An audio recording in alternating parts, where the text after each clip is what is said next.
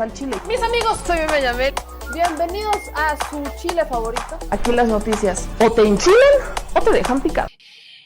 Aquí tenemos la cuenta de la Suprema Corte, que como les decía en la mañana, ¿no? La Suprema Corte ayer le daba un revés a este decreto en donde los funcionarios, cuando terminaran su gestión, si los corrieron, la terminaron o como haya sido, aquí aplica el haya sido como haya sido, no podrían ejercer un cargo en alguna empresa privada relacionado con el cargo que ejercieron previamente, porque, pues vaya, estamos hablando de casos como el de Felipe Calderón en Iberdrola o como el de Ernesto Zedillo en Ferrocarriles de México, en después la empresa que termina comprándolo, la que terminó privatizando Ferrocarriles de México. Así podemos ir mencionando varios casos.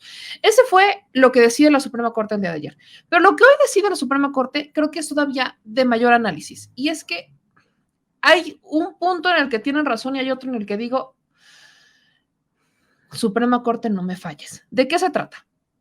El día de hoy, la Suprema Corte de Justicia de la Nación invalidó la norma que facultaba al presidente Andrés Manuel López Obrador, o en este caso al titular del Ejecutivo Federal, para decidir el destino de los ahorros presupuestarios generados como resultado de las medidas de austeridad.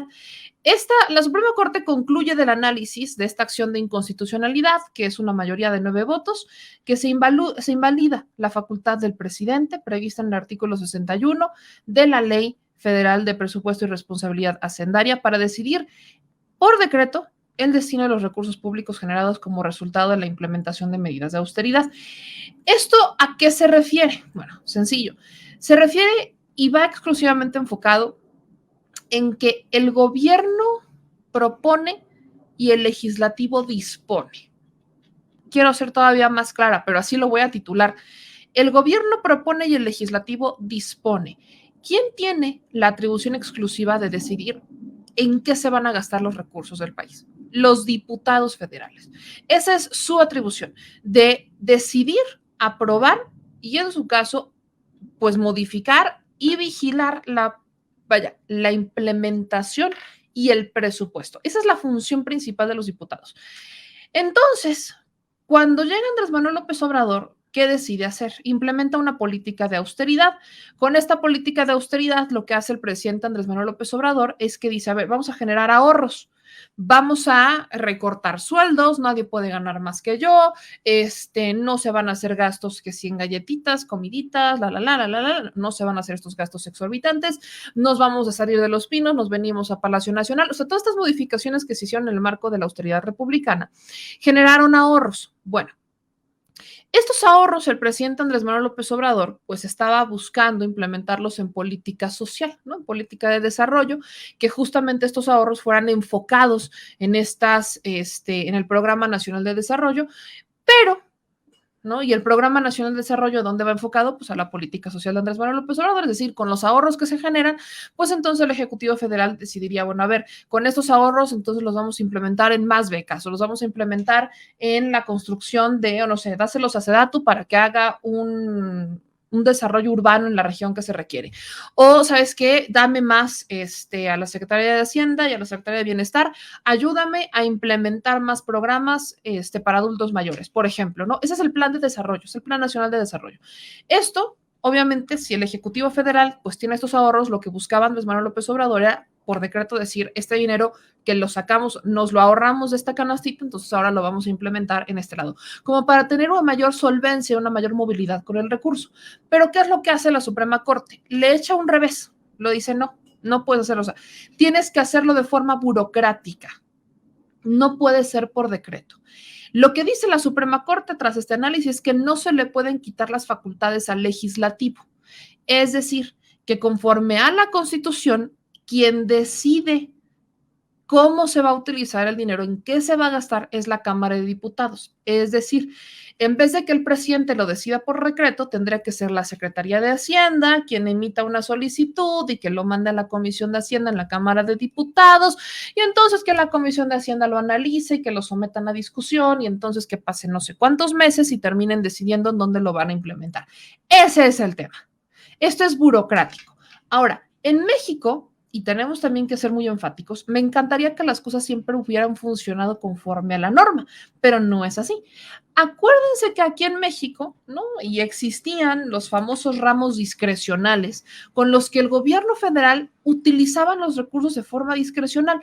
Estos famosos, que si el ramo 33, que si el ramo 23, o sea, son recursos que el gobierno federal ya ponía, no eran ni siquiera ahorros, vale la pena recordar que ni siquiera eran ahorros, eran recursos que se destinaban de forma arbitraria en un fondo para el Plan Nacional de Desarrollo y demás. Y en ese fondo, que eran estos ramos, es el presidente quien decidía cómo, dónde y utilizarlos. Y no estamos hablando de ahorros, esa es la dinámica, eso es lo que cambia la narrativa, que en la administración de Enrique Peña Nieto existían todos estos ramos que él decidía, bueno, a estas alturas ya no sabemos si él lo decidía, decidían de forma completamente discrecional en dónde implementarlos, en dónde usarlos, a dónde mandarlos, y este dinero lo utilizaban y nunca nos rendían cuentas. Yo nunca vi a los diputados, vaya, es más, nunca vi que se solicitara o que se interpusiera una acción de inconstitucionalidad por la utilización de estos recursos de forma discrecional. Y no podría haber sido, porque bajo la misma regla con la que hoy está decidiendo la Suprema Corte de Justicia de la Nación, tendrían que haberlo decidido en ese momento, pero creo que no hubo nadie que interpusiera una acción de inconstitucionalidad, o la norma ahí era, es que ya está este fondo y pues como está este fondo, ustedes aprobaron diputados que estuvieran en este fondo y pues ya puede decir el presidente qué hacer de forma discrecional, qué hacer con este fondo. ¿Qué es lo que pasaría? Insisto, lo que pasaría con este tema es que, pues, a ver, si hay ahorros en un año, ¿no? La Secretaría de Hacienda dice, pues están estos ahorros, y en su programa o en su presupuesto de egresos tendría que solicitar la Secretaría de Hacienda, decir, bueno, a ver, conforme a estos ahorros, necesitamos que se implemente aquí, y lo mandan a la Secretaría, o sea, lo mandan a la Cámara de Diputados, y entonces son los diputados quienes sesionan, discuten, se pelean, luego bloquean, intentan bloquear el presupuesto, y más los diputados que hoy tenemos. Ese es el punto, que lo que buscaba el presidente Andrés Manuel López Obrador con este decreto era eliminar la burocracia, erradicarla, tener mayor facilidad para mover el recurso, pero al final del día hay que reformar las leyes si queremos que esto cambie. La reforma que hace el presidente es esta, se avala con el Plan Nacional de Austeridad, los diputados la avalan, llegan los diputados, llega la oposición, presenta la acción de inconstitucionalidad y entonces la Suprema Corte decide en consecuencia. ¿Qué podría ocurrir en este momento? Bueno, que los diputados hicieran algún tipo de reformas en materia hacendaria para hacer lo mismo que se hacía en aquellos tiempos, digo, si esa quieren, podría perfectamente ser una solución, y tener un fondo que vaya, o sea, que vaya ligado al Programa Nacional de Desarrollo, que no pudiera ser tan discrecional, no es así como que digas, ay, lo quiero usar para comprar papitas, no, sino que vaya ligado al Programa Nacional de Desarrollo, que sea un ramo o lo que usted quiera llamarle, y que ese recurso que está ahí se decidiera desde el programa, desde el presupuesto de egresos, mandar ese recurso como un colchoncito de cuánto se ahorró en el año 2022 y en el presupuesto de egresos 2023 solicitarlo, ponerlo en ese colchoncito y entonces que una vez que ya esté decidido y los diputados hayan avalado que este recurso se haya ido a este fondo, pues se pudiera utilizar conforme a lo que requiera el Programa Nacional de Desarrollo. Pero ya no va a poder ser con la facilidad con la que el presidente lo decía. Eso que también supone atrasos, ¿no? Para el programa que tiene Andrés Manuel López Obrador de gobierno, para los 2 años y medio que le quedan de administración, para la urgencia que él tiene de estabilizar al país, esto resulta un tanto cuanto retrasoso, y disculpen mi palabra dominguera, pero sí resulta un tanto cuanto retrasoso, porque lo que estaríamos avalando mayor burocracia, pues, mayor burocracia, que las cosas se vean como más lentas, que si tenemos el dinero, pues está ahí estancado, está ahí parado, que no se utilice, incluso podríamos generar un rezago en cuanto a la agilidad de programas sociales, que si hay alguna urgencia no se pueda solicitar, y ahora metamos en este colchón a la oposición. O sea, metamos en el colchón a la oposición que no quiere el Programa Nacional de Desarrollo, pero que cuando la gente les cuestiona, oigan, ¿ustedes qué piensan del Programa Nacional de Desarrollo? Dicen que sí lo quieren. Eso es la utopía de la oposición en este país, que dicen en privado y deciden que no quieren nada que tenga que ver con los programas sociales, ni con nada que hable de desarrollo para los que menos tienen, pero, insisto, es la utopía, pero público, cuando la gente les cuestiona, ellos se envalentonan y dicen, no es que nosotros no estamos en contra de la política social, no es que nosotros no estamos en contra de los programas sociales, ni siquiera del Programa Nacional de Desarrollo. Ah, pero miren cómo votan y entonces entenderán muchas cosas de cómo vota la oposición, porque en las votaciones hay consecuencias. Y por eso es importante estar vigilantes y por eso es importante estar detrás de ellos, porque estos señores dicen un día una cosa y al otro día dicen otra. Entonces, esto, por supuesto, que la hace más lento, entorpece los procesos de desarrollo en este país. Y ahí tenemos a la bonita oposición mexicana celebrándolo, por supuesto. ¿Qué faltaría? Insisto, vamos a ver si los diputados reaccionan, vamos a ver si los diputados pues se ponen truchas, a ver si hacen algún tipo de modificaciones, porque como les digo, esta no es la única decisión que la Suprema Corte está por tomar. ¿Y a qué me refiero? Bueno, que justamente hoy la Suprema Corte de Justicia de la Nación inició el análisis de la ley de la industria eléctrica, otro gran temazo. En pro de la reforma eléctrica, al margen de la discusión de la reforma eléctrica, apenas la Suprema Corte está en el estudio de inconstitucionalidad. Esta es una carta interesante y permítame explicarle por qué. Agárrese, póngase cómodo. Recordemos que antes de que Andrés Manuel López Obrador presentara la reforma eléctrica, ¿no?, presentaron una ley a la industria eléctrica y dijeron, apruébese esta ley, ¿no? No tenemos por qué hacer una reforma constitucional, vamos a hacer algo. ¿Y qué pasó? Bueno, una ola de amparos brutal. Para llegar a esta ley de la industria eléctrica, que fue hace un año, cuando se aprueba y demás, hubo mesas de trabajo entre el gobierno federal y los empresarios y se sentaron y la industria y estuvieron ahí. De hecho, en las negociaciones, según se nos informó, la industria no quería que Manuel Bartlett estuviera presente en discusiones, no lo querían en la mesa. El gobierno de México dijo, eso no es negociable, el señor se sienta, porque es el director de la Comisión Federal de Electricidad, no lo podemos sacar de la ecuación. Entonces, se sienta el director de la Comisión Federal de Electricidad, se analiza, se hace esta ley de la industria eléctrica y con esta ley, bueno, se daba como un pequeño revés a la reforma energética del 2013. Ok.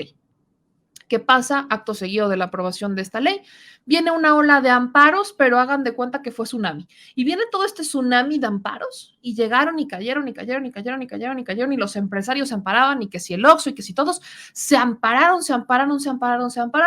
a tal grado en que le meten reveses a la industria eléctrica. Recordarán que había un juez en particular que a cada rato estaba aceptando estos amparos en contra de la industria eléctrica. Total, que el gobierno de México dijo, bueno, a ver, no me dejaron espacio para hacer, yo lo quise hacer de buena manera, yo quise verme buena onda, no me dejaron, pues ahí les va la macuspana.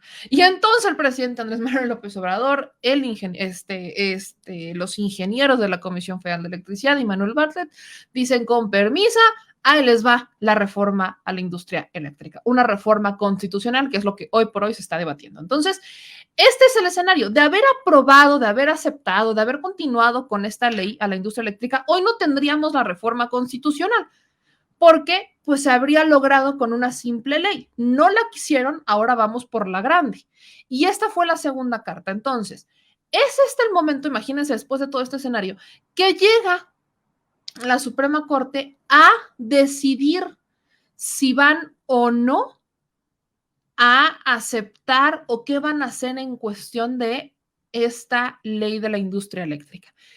Esto ya iniciaron hoy la discusión. Todavía ahí estaban queriendo sacar a la ministra Loretta Ortiz, que porque tendría un presunto conflicto de interés y demás. Ya los ministros de la Suprema dijeron que no hay mayor conflicto, que ella está con vista para poder conocer sobre esta acción de inconstitucionalidad, lo cual significa un voto más que podría ser en favor de, así lo llama la oposición, ¿no?, en favor de Andrés Manuel López Obrador, que a estas alturas creo que sabemos que no es garantía.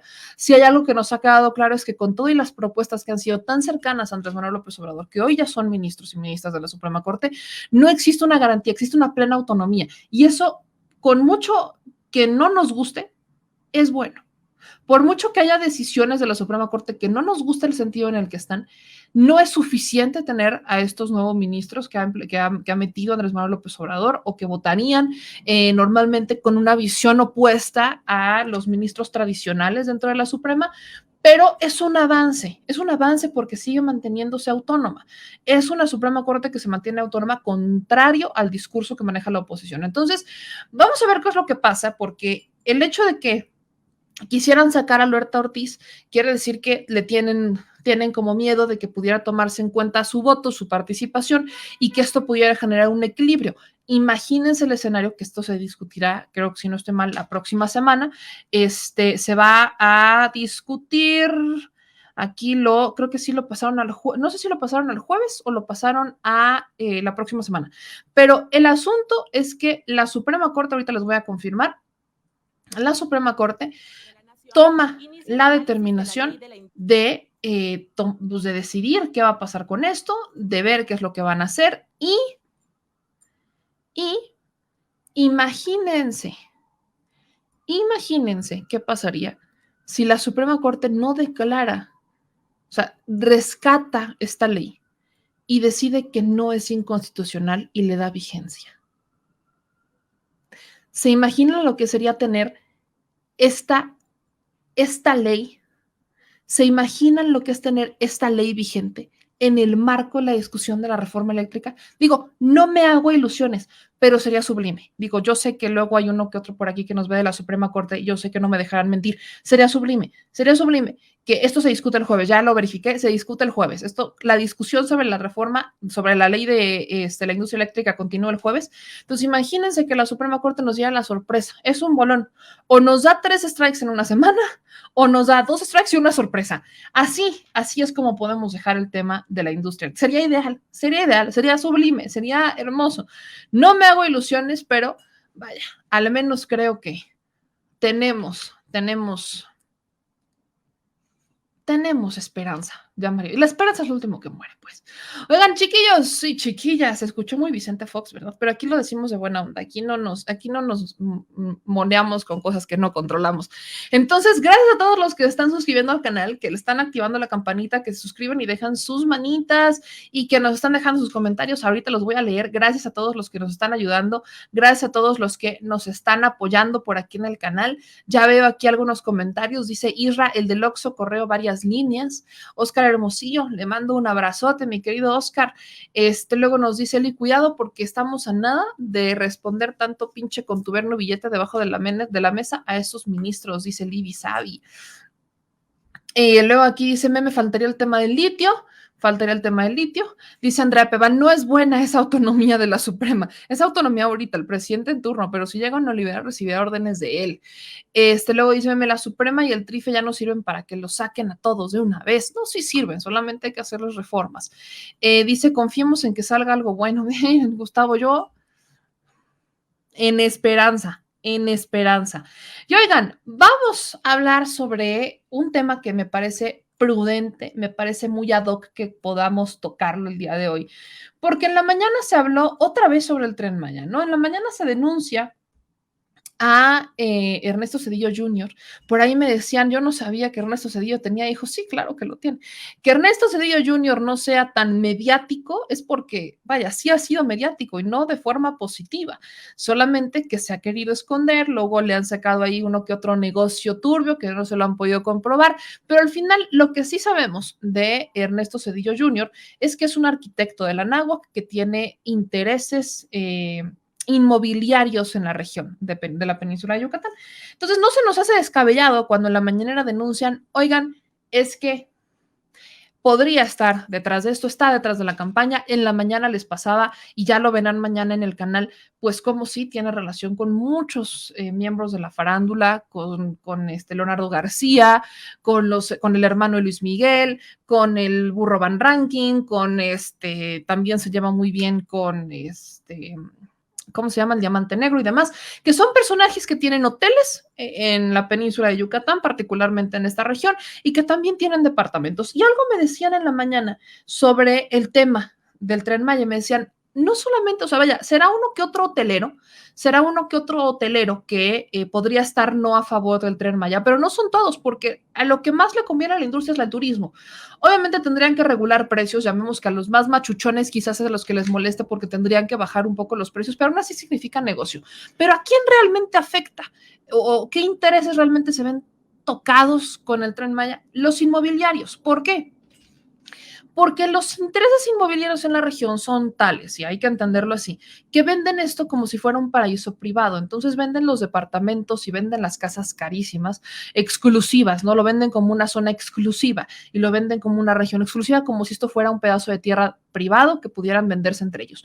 De embalde, estamos hablando que desde hace 30 años, literalmente lo que tengo de vida, prácticamente, unos meses menos, pero lo que tengo de vida, se han privatizado más de 192,000 hectáreas en la región. Más de 192,000 hectáreas se han privatizado para uso privado. Entonces, esto no es tan descabellado entenderlo, pero lo que sí quiero que podamos ver es qué tanto va a beneficiar esta obra, el Tren Maya, a la región. ¿De qué estamos hablando en cuanto a infraestructura, en cuanto a ruta? ¿Cuál es la ruta? ¿Qué tanto puede apoyar a la gente? ¿Qué significa el Tren Maya de forma real en materia de desarrollo y en materia de movilidad? Así es. Discúlpenlo, tiene déficit de atención. Nos vemos.